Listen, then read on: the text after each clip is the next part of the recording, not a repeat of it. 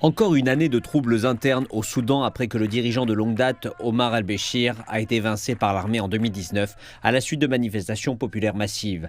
Une transition turbulente a suivi, puis un coup d'État militaire en 2021. Ce qui a préparé le terrain pour l'explosion de violence contre les factions rivales de l'armée au début de cette année, avec la capitale Khartoum devenue le principal champ de bataille.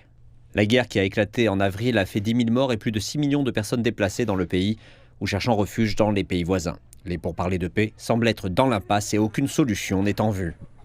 Le conflit s'est rapidement étendu à d'autres parties du pays. Le Darfour dans l'est et le Kordofan dans le sud ont également été le théâtre d'une grande partie des combats et des déplacements internes. Conséquence de quoi, l'économie et les services de santé du Soudan ont été gravement affectés. Selon les rapports des Nations Unies, les personnes déplacées, qui dépendent fortement des agences humanitaires, qui elles-mêmes demandent davantage de fonds, risquent de souffrir de faim à grande échelle en 2024. Elles attendent désespérément une réconciliation.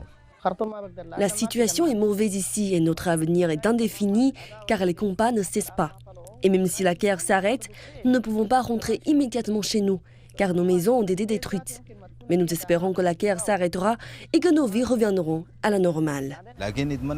Nous voulons que la paix se réalise et perdure. 8 mois suffisent pour ressentir et voir les souffrances des gens à cause de cette guerre. Cela doit cesser.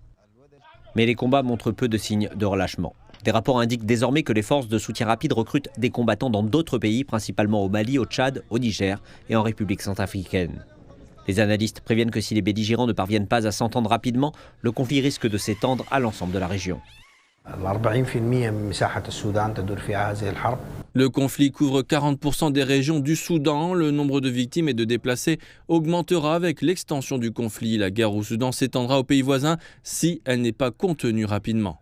L'autorité intergouvernementale pour le développement, ou IGAD, qui a pris la tête du processus de paix en perte de vitesse, avait évoqué la possibilité de pourparlers en face à face entre les deux parties avant la fin de l'année.